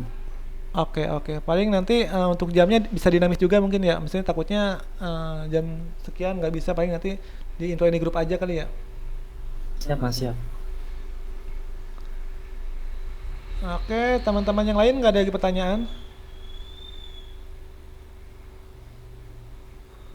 Mungkin karena pengingat waktu ini juga udah mau habis. Kalau nggak ada lagi, Oh itu Mas, ada satu lagi Mas tuh. Dari Sulaiman. nah ini kalau nggak sarjana sulit nggak dapat kerja. Sebenarnya di dunia kerja tuh lebih utama skill sih dibanding sarjana. Banyak yang sarjana tapi nggak punya skill gitu. Dia cuman ya kuliah kuliah tapi eh, nggak sesuai ininya. Banyak teman saya pun dari 100 orang misalnya cuman 10% yang benar-benar jadi programmer. Nah, sebenarnya itu 10%. kesempatan bagus sebenarnya untuk yang SMK pun, kalaupun skillnya sesuai dengan requirement perusahaan ya itu dipertimbangkan banget. Cuman rata-rata kalahnya tuh ya di administrasi. Jadi kan rata-rata administrasi minimal S1. Nah, tapi kadang dilihat juga nih, ini pengalamannya berapa lama gitu. Ya tetap semangat aja, nggak apa, ada kesempatannya masing-masing sih. Walaupun nggak sarjana, tapi kalau skill kita bisa diadu sama sarjana, lebih pede aja. Saya pun dulu kayak gitu, walaupun saya belum sarjana, walaupun saya masih kuliah, ya udah saya pede-pede aja tuh, saya punya skill gitu istilahnya kayak gitu.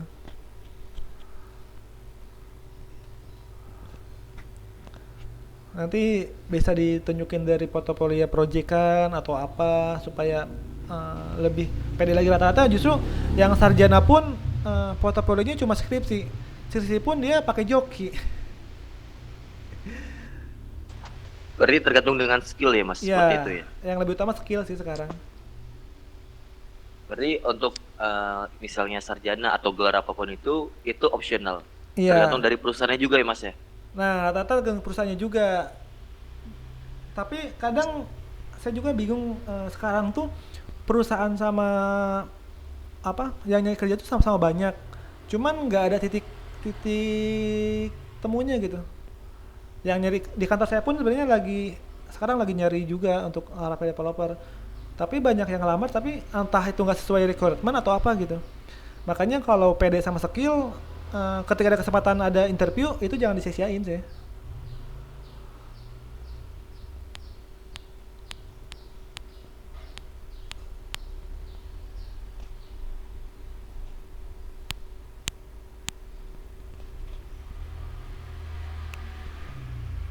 Tapi kalau ada kesempatan untuk kuliah, ya kuliah lebih baik sih sebenarnya. Untuk secara administrasi lebih pede lagi. Tapi biasanya sembari kerja nggak masalah, kerja sambil kuliah. Selama manage waktunya udah bisa.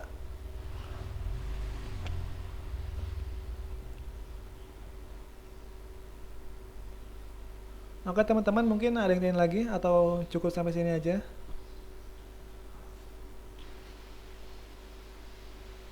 Itu ada yang nanya lagi mas di kolom komentar. Mas, Pertanyaannya kalau boleh sama tahu kayaknya. berapa penghasilan?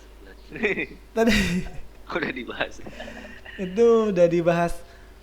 Sebenarnya kan kalau untuk penghasilan, kan yang udah pasti tadi udah bilang, satu dari perusahaan itu udah pasti per bulan.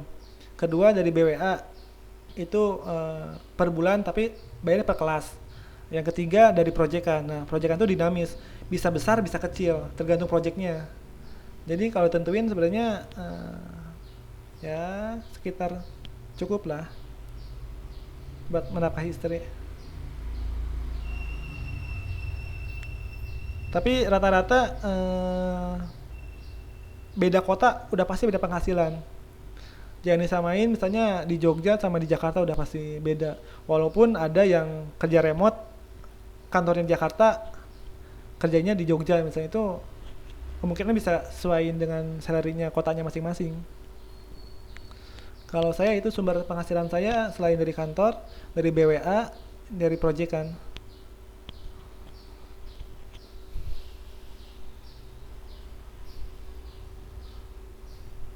Kalau untuk udah jadi programmer tuh peluangnya lebih banyak, yaitu selain kita bisa proyekan, kita bisa ngajar juga yang privat atau apa.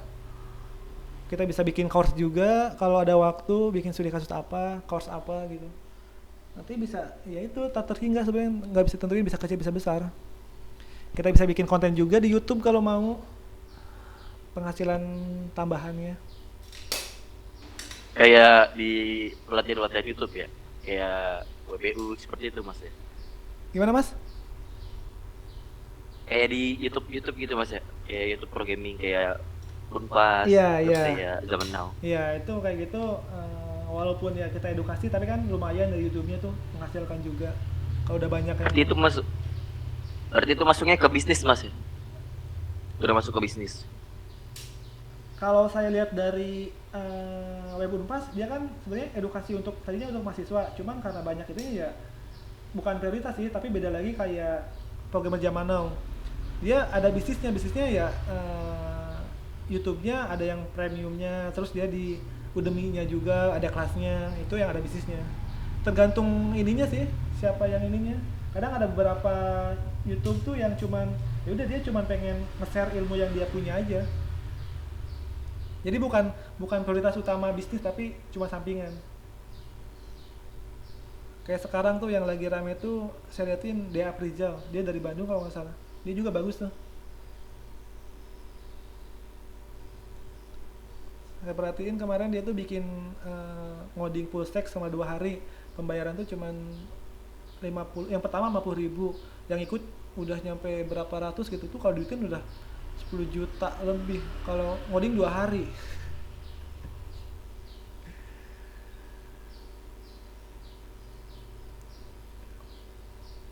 Ya mungkin teman-teman itu aja ya yang bisa saya sharing pada hari ini.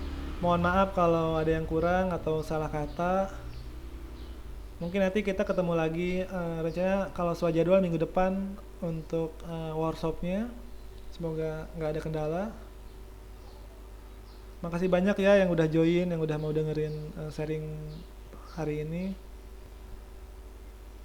Mungkin nanti dibuatin grup aja kalau untuk tanya jawab via chat. Ya udah, makasih banyak ya Mas David, Mas Yahya. Siap Mas, Masya Allah. Saya tutup aja ya, saya akhiri ya. Assalamualaikum warahmatullahi wabarakatuh. Waalaikumsalam warahmatullahi wabarakatuh. Syukran jazakallah khair Mas, Masya Allah ilmunya. Semoga semakin bermanfaat untuk kita semua.